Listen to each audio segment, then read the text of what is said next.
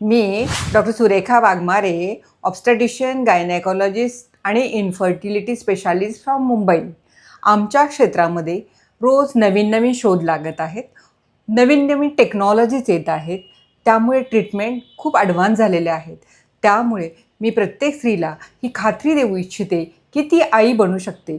फक्त तिने योग्य ट्रीटमेंट घेणं आणि त्याच्यामध्ये सातत्य राखणं याची गरज आहे. मी आज IUI या प्रोसिजरबद्दल डिटेलमध्ये बोलणार आहे.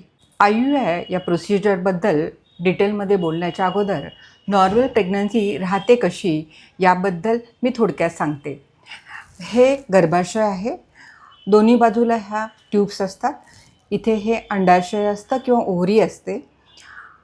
शरीरामध्ये ओव्हरीमध्ये एक अंडं तयार झाल्यानंतर ते अंडं ह्या ट्यूबमध्ये येतं आणि त्याच दरम्यान जर संबंध आला तर सिमेन, शुक्राणू किंवा स्पर्म्स हे वजायनामध्ये डिपॉझिट होतात आणि वजायनामधून मग ते जे मोटाईल स्पर्म्स असतात ते स्विम होत होत होत ते येतात युट्रसमध्ये, नंतर ट्यूबमध्ये आणि ट्यूबमध्ये येऊन ते ह्या अंड इथे फर्टिलाइज होतं. हे फर्टिलाइज झालेलं अंड हळूहळू ट्यूबमधून वाहत येतं आणि ते युट्रसमध्ये इम्प्लांट होतं. तिथे भ्रूण तयार होतो, गर्भ तयार होतो आणि इथे बाळ तयार होतं. अशा प्रकारे नॉर्मल प्रेग्नन्सी राहते. आता तुम्हाला नॉर्मल प्रेग्नन्सी राहते कशीही कळलं. IUIमध्ये थोडक्यात मी सांगते काय असतं की ॲक्टिवली मोटाईल एनर्जेटिक स्पर्म्स आम्ही डायरेक्ट युट्रसमध्ये सोडतो. युट्रसमध्ये सोडल्यानंतर म्हणजे हा जो ऑब्स्टॅकल आहे ना सर्विक्सचा, तो आपण बायपास करतो. डायरेक्ट युट्रसमध्ये सोडले जातात आणि हे ॲक्टिव्ह स्पर्म्स नॅचरली फास्ट जातात ट्यूबमधून अंड्यापर्यंत, ह्या अंड्याला फर्टिलाइज करायला. म्हणजे IUI हे फक्त नॉर्मल जी प्रोसेस आहे त्याला एन्हान्स करण्यासाठी केलं जातं. सर्वप्रथम IUIसाठी प्रॉपर सिलेक्शन ऑफ पेशंट हे खूप महत्त्वाचं आहे. म्हणजे ज्या पेशंटला IUI ही प्रोसिजर गरजेची आहे किंवा IUI ह्या प्रोसिजरमुळे हेल्प होणार आहे असेच पेशंट आम्ही निवडतो. त्यासाठी पहिला क्रायटेरिया म्हणजे त्या पेशंटच्या दोन्ही ट्यूब्स ओपन असणं. कारण तुमच्या लक्षात असेल, ट्यूब जर ओपन असेल तरच स्पर्म त्या अंड्यापर्यंत जाणार आहेत. कधीकधी एक ट्यूब ओपन असेल तरी आपण IUIचा चान्स घेऊ शकतो आणि स्पर्म काउंट हा नॉर्मल असावा किंवा ॲटलिस्ट ऑप्टिमम असावा. ह्या क्रायटेरिया खूप महत्त्वाच्या आहेत. तसेच त्या पेशंटनी नॉर्मलीसुद्धा ट्राय केलेलं आहे. म्हणजे फॉलिक्युलर स्टडी करून नॉर्मलीसुद्धा तिने 2-3 महिने ट्राय केलेलं आहे. असे पेशंट आपण IUIसाठी सिलेक्ट करू शकतो. आता स्टेप 1मध्ये काय असतं की प्रॉपर अंडं तयार होणं त्या स्त्रीचं खूप गरजेचं आहे. मग हे अंडं तयार होण्यासाठी आम्ही सुरुवातीला टॅबलेट देतो. वेगवेगळ्या प्रकारच्या टॅबलेट्स आहेत. त्याचे डोस आहेत.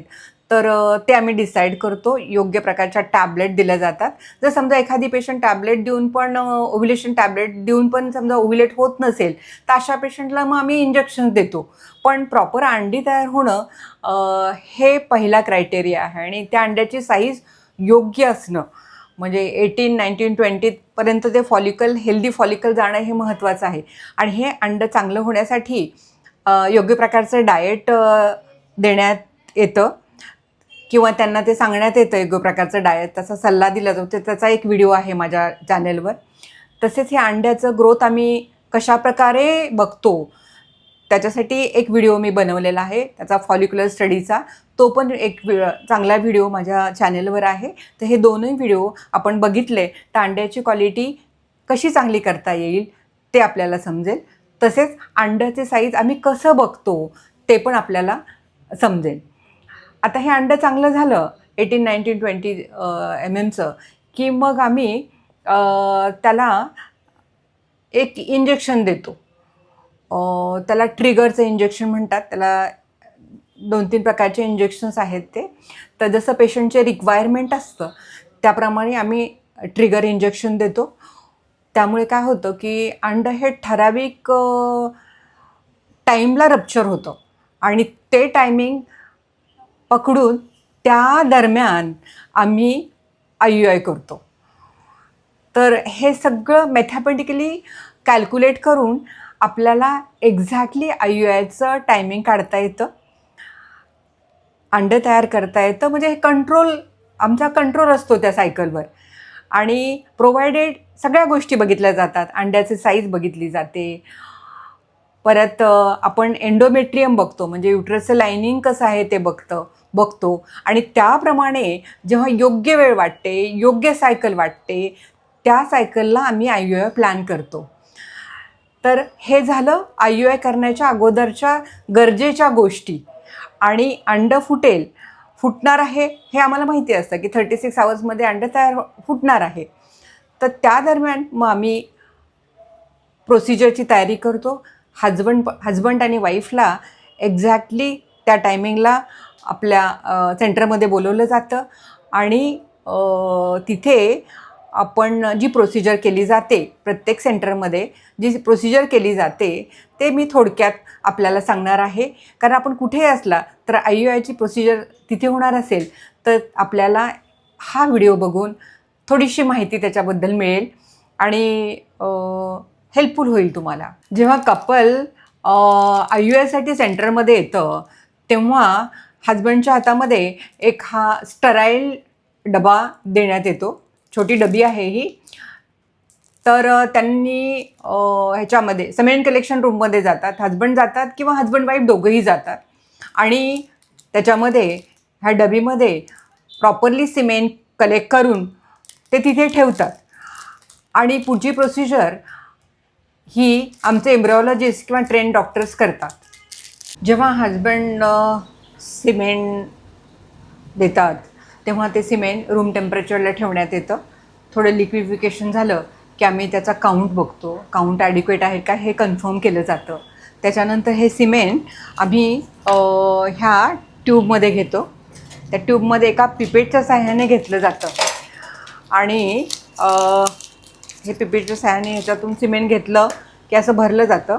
नंतर आम्ही बघतो की हे किती ml आहे. समजा 2 ml असेल तर त्याच्यामध्ये एक प्रकारचे मीडिया, वॉशिंग मीडिया, म्हणजे आम्हाला आता स्पर्म आहेत ना ते वॉश करायचे आहेत, ते वॉशिंग मीडिया त्याच्यामध्ये टाकलं जातं आणि नंतर ही ट्यूब बंद करून मिक्स करून त्या मीडिया आणि सिमेंट वॉश मीडिया मिक्स करून आम्ही ते सेंट्रीफ्यूज करून घेतो.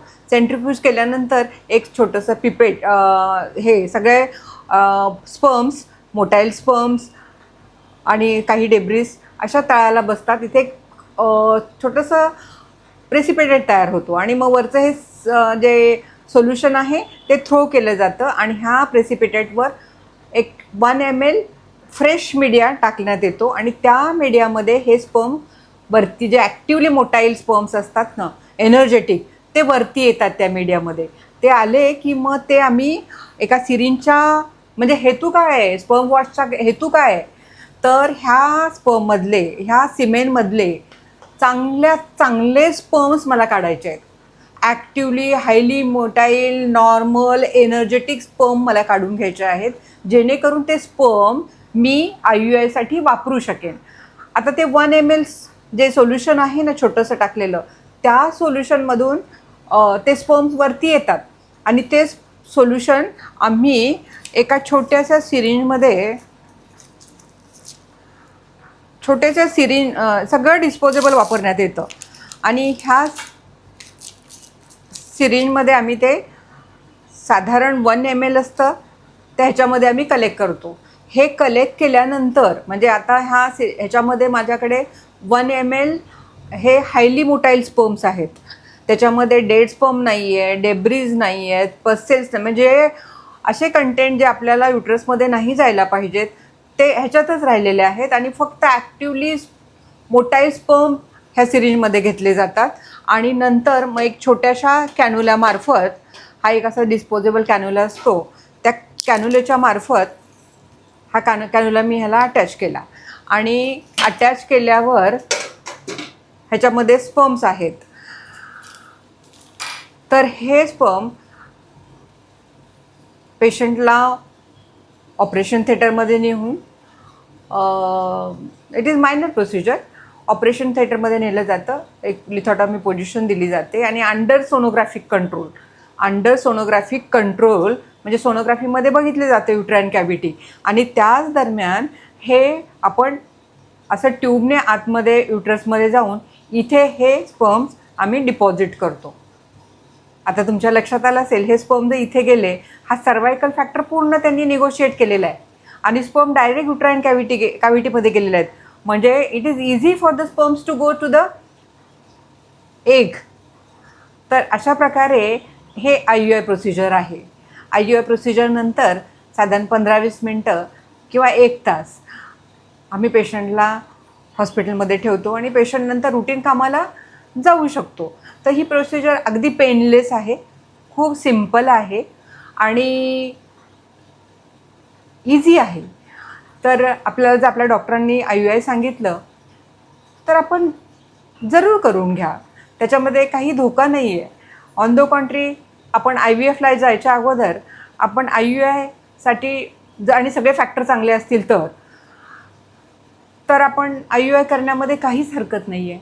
आता IUI प्रोसिजरनंतर काय प्रिकॉशन घ्याव्यात, सगळे पेशंट विचारत असतात, आता काय करायचं, काय खाऊ नको, जड उचलू नको. तर आपण अगदी रुटीन काम चालू ठेवू शकतात. IUI नंतर थोडंसं पेन होतं पोटामध्ये, दॅट्स इट, जास्त काही त्रास होत नाही आणि पेशंट रुटीन कामं करू शकतात.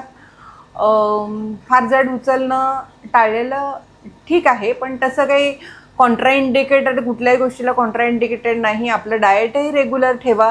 It is like normal procedure, normal pregnancy it will be. तर मग त्याच्यासाठी काय प्रिकॉशन जास्त करायची गरज नाही आपल्याला. फक्त महत्त्वाचं गोष्ट म्हणजे काय की आफ्टर ट्रीटमेंट डॉक्टर तुम्हाला काही टॅबलेट देणार आहेत प्रोजेस्ट्रॉनच्या. म्हणजे प्रोजेस्ट्रॉन टॅबलेट असतील त्या ओरलीही घ्यायच्या आहेत आणि व्हजानली पण ठेवायच्या आहेत, आणि त्या खूप इम्पॉर्टंट आहेत. कारण त्या टॅबलेट्स आपल्याला प्रेग्नन्सी जर राहिली तर त्याला सपोर्ट करण्यासाठी आहेत. त्यामुळे त्या दिलेल्या टॅबलेट अगदी वेळेवर डॉक्टर सांगतील त्या टाईमप्रमाणे व्यवस्थित घ्या. आपली पाळी संपेपर्यंत, पाळीची डेट येऊन जाईपर्यंत किंवा डॉक्टर जेव्हा सांगतील ते थांबवा टॅबलेट, तोपर्यंत त्या टॅबलेट अगदी घेणं गरजेचं आहे. हे फार महत्त्वाची टीप आहे आणि म्हणजे सगळ्यांनी लक्षात ठेवा की त्या टॅबलेट घेणं अत्यंत महत्त्वाचं आहे. कारण डॉक्टर नंतर 15 दिवसांनी किंवा तुम्हाला योग्य तुमच्या सायकलप्रमाणे टाईम काढून देतील, त्याप्रमाणे नंतर तुम्ही प्रेग्नन्सी टेस्ट करा. प्रेग्नन्सी टेस्ट करताना प्रेफरेबली पहिली मॉर्निंगचं युरिन सॅम्पल यूज करा, कारण ते हायली कॉन्सन्ट्रेटेड असतं HCGने. तर तेव्हा तुम्ही ते करा. किंवा जर समजा डाऊटफुल असेल तर डॉक्टर तुम्हाला ब्लड टेस्ट सांगतील, बीटा HCG, ती पण करून घ्यायला हरकत नाही. तर तशा प्रकारे आपल्याला सक्सेसफुल प्रेग्नन्सी राहू शकते. Wish you all happy pregnancy आणि सक्सेसफुल IUI प्रोसिजर. परंतु हे पण लक्षात ठेवा की त्याच्यामध्ये फक्त 10 to 15% किंवा जास्तीत जास्त 20% एवढेच चान्सेस आहेत. त्यामुळे जर समजा कदाचित तुमची प्रेग्नन्सी टेस्ट निगेटिव्ह आली किंवा IUI फेल झालं तर नाराज होऊ नका. पुढची ट्रीटमेंटसुद्धा त्याच्यासाठी आहे, किंवा आपण रिपीटेडली 3 सायकल IUIच्या करू शकतो, किंवा त्याच्यानंतरचंही काही स्टेप्स लाईक IVF वगैरे प्रोसिजर्स आपल्यासाठी आहेत. कारण मला खात्री आहे की तुम्ही रेग्युलर ट्रीटमेंट घेतली तर तुम्ही आई होऊ शकता. We create life, we give healthy intelligent childrens to the families to make all families happy families. हे आमचं ब्रीदवाक्य आहे.